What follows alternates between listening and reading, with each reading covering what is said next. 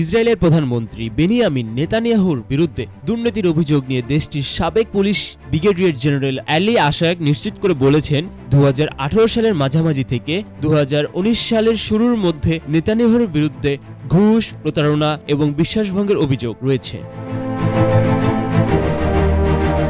বুধবার ইসরায়েলি দৈনিক হারেজকে দেওয়া এক সাক্ষাৎকারে আশায়াক বলেন, আমি 36 বছর পুলিশে কাজ করার পর 58 বছর বয়সে অবসর নিয়েছি। আমাকে সরানো হয়নি, তবে বুঝতে পেরেছিলাম আমার আর কোনো পদোন্নতির সুযোগ নেই। এর সম্ভাব্য কারণ হলো আমি বেশ কিছু সংবেদনশীল মামলা পরিচালনা করেছিলাম। তিনি নেতানিয়াহুর বিরুদ্ধে তদন্তের অভিজ্ঞতা তুলে ধরে জানান, তদন্তের সময় প্রধানমন্ত্রী মাঝে মাঝে রাগান্বিত হয়ে মেজাজ হারাতেন।